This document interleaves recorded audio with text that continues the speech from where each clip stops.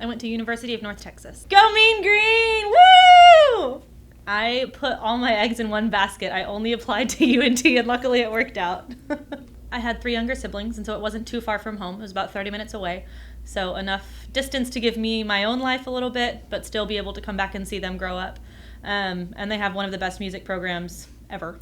I had to make a vocal audition. I had to record myself singing in the choir room at Central. And it was like a video, and we had to make a DVD of it and mail it to them. And I had to write an essay talking about why I wanted to go there, why I thought I would be a good contribution to them, I guess. I don't know the right word to use there. I had to keep my grades up. I had to finish high school. And then just make sure I got the applications in on time. I did miss deadlines for scholarships, so I didn't get those. In my heart, I will keep a secret, foolish little secret hidden from the rest. In my dreams, you're my own, my very own, and I blanket you with love as I hold you to my chest. Lizzie, he's not yours. Lizzie, in his life, your part is very small. But if one day a toy should break, or maybe playing patty cake, you call me Mama by mistake. I won't mind at all.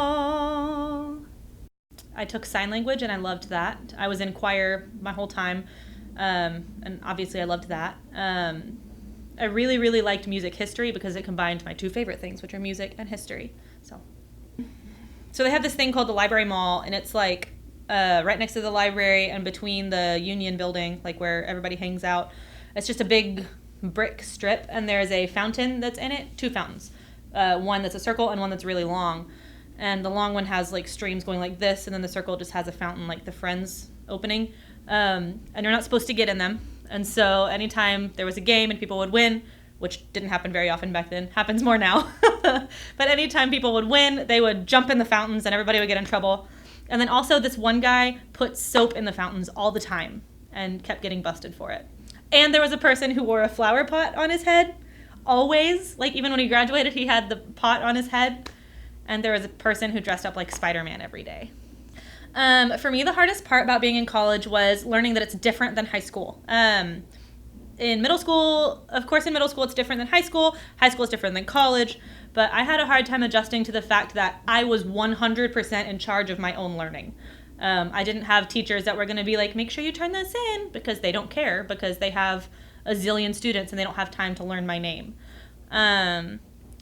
So I had to be on top of myself that way, and that's something that I struggled with a little bit. I ended up not passing math my first couple times, and it took meeting with the professor and going to office hours, which is like tutorials.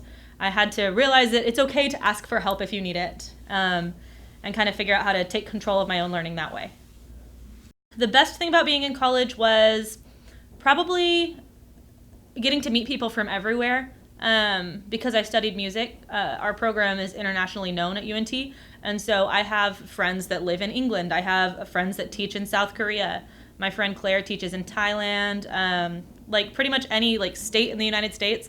If I needed to go anywhere, I could hit someone up and be like, hey, I'm here, let's get coffee, and we would still be able to just like pick up where we left off. So I think probably the friends from everywhere would be my favorite part.